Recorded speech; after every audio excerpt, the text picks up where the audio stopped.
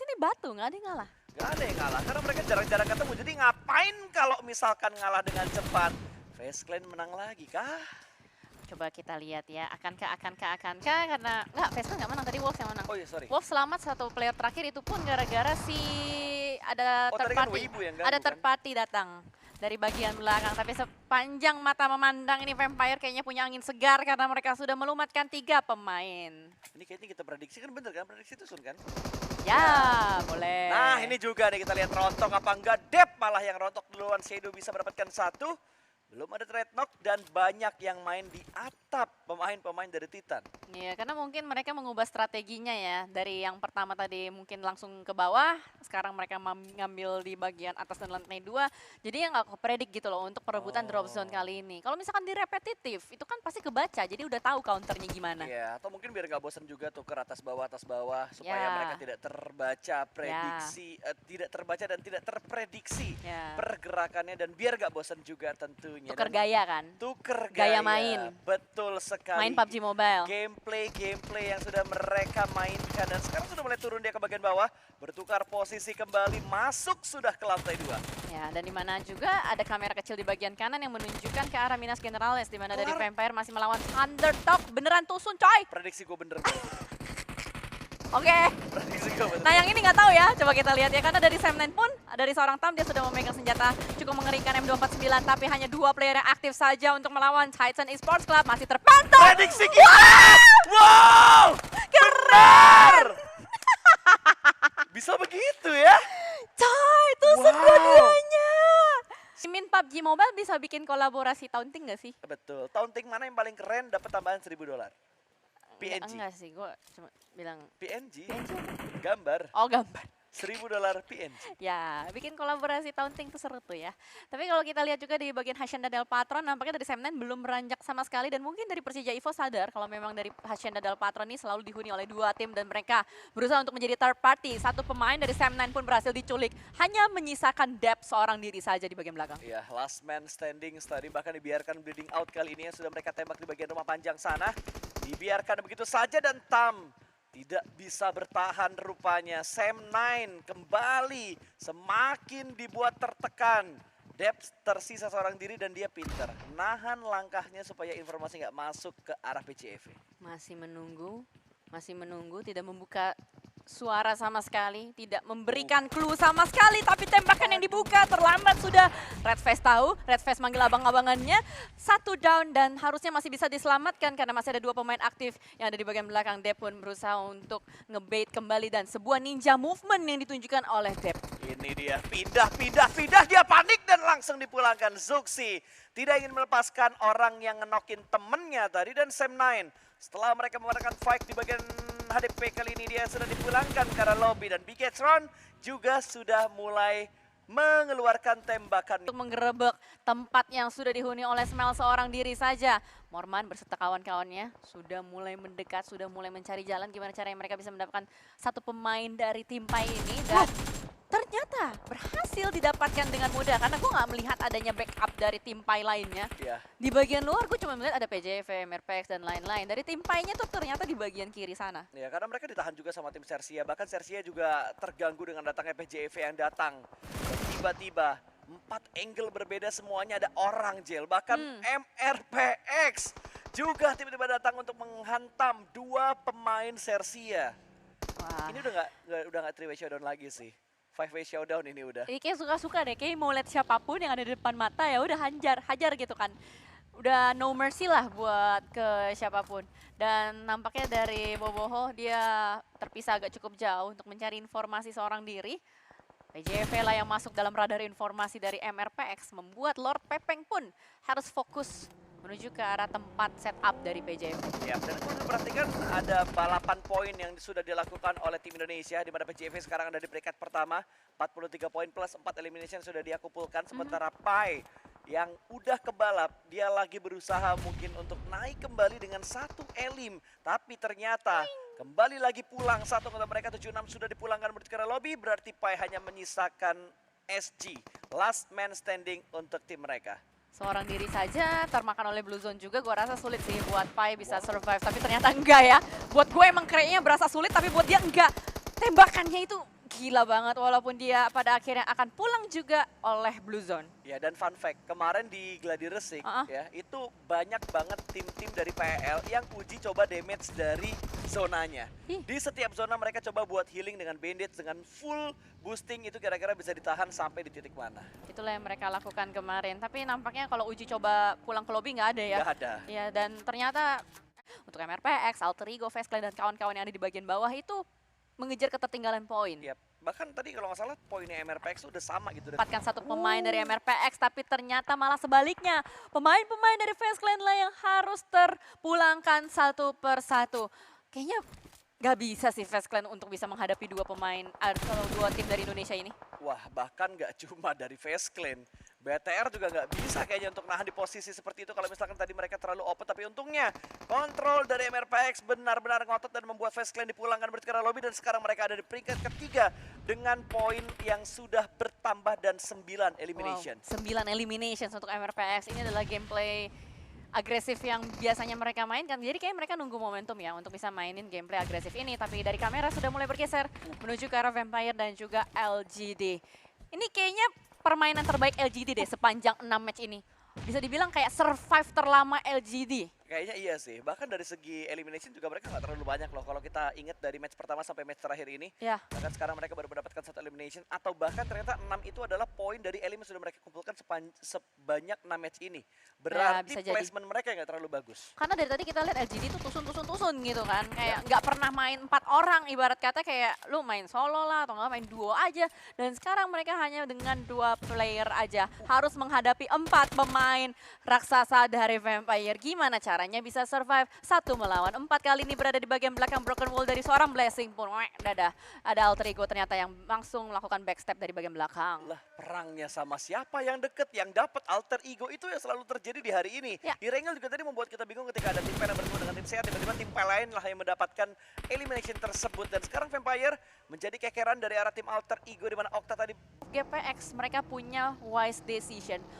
Atau tidak, atau mereka bakal ngeras ke arah bagian depan. YOLO sih, granatnya sudah mulai dimainkan, Molotovnya sudah mulai dimainkan. Split dari BTR lebih rapi karena MRPX yang mendobrak arah pertahanan dari Bigetron. Tembakan datang bertubi-tubi, tapi di bagian lain Swap juga ikutan tumbang kali ini. Bahkan Swap sudah dipulangkan menuju ke arah lobby. Belum ada yang tertakedown, malah lapar. Yang tertakedown duluan, Yoru bisa mendapatkan momentum tersebut dengan sangat cepat. Masih bisa naik ke atas sana, Pepeng berusaha untuk mendapatkan satu. Berusaha mendapatkan berikutnya. Bisa ternyata, dan Bigetron hanya menyisakan last man standing mereka saja. Genfos, pemain terakhir dari Bigetron yang punya PR cukup berat, tapi sama-sama one v one situation, dan yang memenangkannya adalah seorang Genfos. Genfos, sang superhero untuk Bigetron Red Villains. Dia masih bisa memperpanjang nyawa bermain, waktu bermain dari Bigetron Red Villains. Harusnya dia masih bisa untuk melakukan revive demi revive. Dan sementara mereka perang, ternyata di arah yang berbeda juga terjadi penculikan. Fnatic masih bisa diselamatkan, tapi untuk next step-nya gue nggak tahu karena posisinya ini semuanya terbuka. Weibo Gaming lah yang mungkin bisa dibilang paling enak, karena tadi Pasta juga sempat bilang Weibo Gaming enak karena dia punya rumah juga kan. Betul, dia punya rumah, circle ke arah mereka, nikmat apa yang kau dustakan Weibo Gaming. Alter Ego sudah mulai membangun pergerakan, mereka juga berhasil lolos dari semua kekeran Bigetron, karena tadi Bigetron langsung difokuskan menuju ke arah MRPX. Ini yang tadi gue bilang, Kone yang jaraknya cukup dekat dengan Bigetron, dan ternyata Bigetron bisa mempertahankan posisi mereka, dan Kone untungnya tadi nggak jadi third party ketika BTR lagi fokus sama MRPX. Nggak mau greedy lah ya, mungkin Yes. mereka udah punya kalkulasi tersendiri, di mana kalkulasinya mereka adalah untuk melakukan close combat. 1 down, 2 down, 3 down! Tienba Lee, akankah dia akan mendapatkan sebuah poin yang cukup maksimal karena hanya menyisakan 1 pemain terakhir di depan sana. Dan terjadi clutch. Oh enggak, Momen tidak. Oh, BTR BTR nge-steal. BTR yang dapetin ternyata. What happened?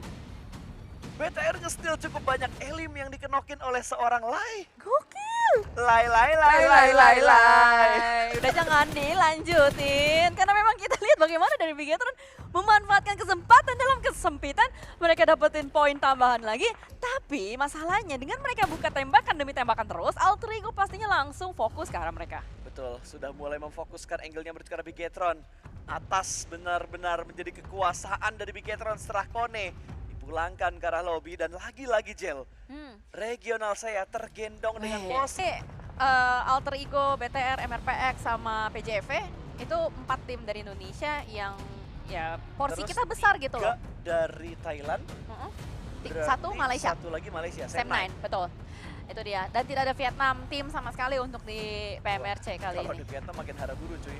Tabrak gaming mereka lebih barbar daripada Thailand. Iya, Walaupun iya. hasilnya lebih bagus tabraknya si Thailand. Wah, ini nih. Bener dong. Ya benar, benar, nggak salah. Kan kita ngomongin based on fact. Dan dimana kali ini fact-nya adalah satu pemain dari Tianba yang sudah mulai di take down dan diamankan oleh pemain dari Weibo Gaming. Pada akhirnya ada Bigetron juga yang mulai mengganggu dari bagian atas. Yap, ada gangguan juga dari yang terbang-terbang di depan mata gua barusan. Agak sedikit terdistract gua tapi the show must go on. 3 pemain Alter Ego, 3 pemain dari Bigetron, 3 pemain dari Tianba dan 4 pemain dari Weibo. Weibo yang paling antang, mereka jarang Iya. banget buka tembakan. Dia tuh kayak lakukan tapi ternyata lapar lah yang berhasil untuk menculik kembali satu pemain dari Alter Ego. Fanatik langsung dieksekusi, dia dipulangkan ke arah lobby dan granat lemparan dari seorang Okta masih belum terlalu on point karena sudah mulai bergerak dan molotov dilemparkan juga ke arah seorang Okta. Suk melihat dengan sangat jelas pergerakan dari Okta, diam-diam merayap, bukan cicak tapi seorang Suk dan Alpha kembali lagi beraksi bisa mendapatkan headshot menuju ke arah pemain dari Alter Ego dan Okta yang akan menjadi tulang punggung. Boychill bakal mencari, sudah mulai kelihatan Okta keluar dari balik batu dan dipulangkanlah Alter Ego ke arah lobby dan Bigetron masuk ke pantauan semua sisi dari Weibo. Aduh, sangat disayangkan ya, ternyata Bigetron harus bertemu dengan Alter Ego terlebih dahulu. Tapi it's okay, karena the game must go on. Kita melihat bagaimana Weibo sudah mulai mengganggu juga. Bigetron hanya menyisakan 3 pemain saja kali ini. Satarless gue nggak tahu apakah dia masih punya healing atau enggak, karena dari tadi masih half HP bar. Kayaknya dia cuma manfaatin boostingan yang ada. Sementara dari Weibo Gaming terpantau dari arah jam satunya mereka fokus dengan pemain-pemain dari Bigetron. Dan Tianba lah yang nikmat. Tapi Suk tidak memberikan tembakan, hanya informasi yang dia ingin dapatkan dan Suk kembali lagi dengan kerlip backpack yang dia punya. Tianba QCC masih penasaran, mana nih knock satunya nih, pengen jadi third party nih. Dia nungguin kan, dia pasti nungguin kayak ada indikasi di mana nih. Telinganya lagi dipakai dengan sangat-sangat detail gitu kan untuk mendengarkan pergerakan. Boychill, darahnya! Lulusan. Astaga, deg-degan gue, dia demi ambil mobil doang loh ya. Sampai rela untuk mengkikis HP barnya dan tadi melihat ada sebuah tembakan yang sudah mulai dibuka dan bahkan ada sebuah counter dari Satar menuju ke arah pemain dari Weibo. Belum membuat efek apapun, tapi habis ini circle-nya udah hilang, udah nggak ada lagi, ini bakal masuk ke stage 9. Tapi ya dengan pergerakan dari Tianba tadi, ngebuat Weibo-nya lengah, ngelepas angle dari BTR dan ngebuat Boychill bisa nge-regroup lagi dengan 2 pemain yang lainnya dan Boychill udah nggak punya healingan lagi. Tinggal 50% boosting yang udah dia pakai. Nah, ternyata masih Bandage ada terakhir. bandage. Dari mana tuh ya bandage-nya? Bandage terakhir, Jel. Oke. Bandage nggak masuk data di situnya. Oh, pantesan nggak kelihatan jadinya. Tapi kita melihat bagaimana dari Weibo Gap sudah tertangkap, sudah ter-knockdown dan ternyata Tianba sudah mulai mepet menuju ke arah pemain-pemain dari Weibo Gaming saling bertukar peluru satu sama lain. Tapi ternyata Boychill pun ikut serta.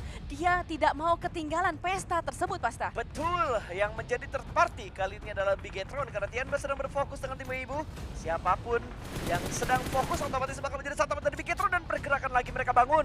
Untungnya Suk terdistract oleh Tianba tadi. Untung Tianba tiba-tiba maju gitu kan, nekat buat melakukan close combat dan Weibo Gaming pulang karena ulah dari seorang Ren. 3 melawan 2 kali ini antara Bigetron Red Villains dan juga Tianba. Let's go, dibuka dengan Bigetron, ditutup dengan Bigetron. Kita harapkan WBCD diamankan oleh Bigetron untuk di match terakhir kali ini. Ren sudah mulai melemparkan beberapa smoke juga menutup angle dari Bigetron. Sementara revive berhasil dilakukan oleh Tianba. Tapi apakah Blue Zone akan membuatnya ter-knockdown kembali? Tapi ternyata revive-nya selesai di waktu yang tepat. Healing dilakukan juga oleh seorang Lee. Masih memantau, smoke sudah mulai terpop up juga, angle tertutup untuk arah Boychill. Tapi kalau kita lihat dari bagian minimap, ini harusnya menjadi gamenya Bigetron. Karena penyebaran dari Bigetron udah lebar banget, udah membuat Tianba nggak bisa kemana-mana lagi. 3 melawan 3 posisi berimbang dan Satarless siap untuk berada di bagian belakang. Gue kira itu granat, ternyata itu adalah smoke. Dan Satarless harusnya masih belum ketahuan juga. Bentar dulu, nunggu dulu, sabar dulu, tunggu momen yang tepat. Satarless nggak punya healing lagi. Semoga Satarless jangan sampai ke takedown. Lemparan granat demi granat dilempar tipis dan bisa mendapatkan seorang Alan. Tumbang satu dari Bigetron. Kondisi semakin tidak menguntungkan, 3 lawan 2 kali ini. Granat di lambungan jauh menuju ke belakang sana, tapi untungnya Lapar masih selamat. Stun granat juga dimainkan. Semua utility dikeluarkan oleh Tianba, Jelly. Satar entah bisa diselamatkan atau enggak, dia mundur ke arah bagian belakang, harusnya nggak bisa karena zonanya mepet ke arah tersebut.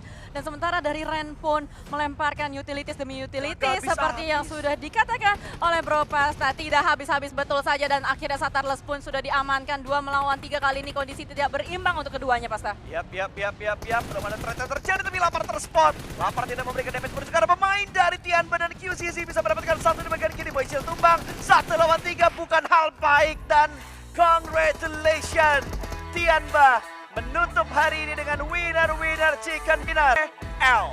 Berarti poin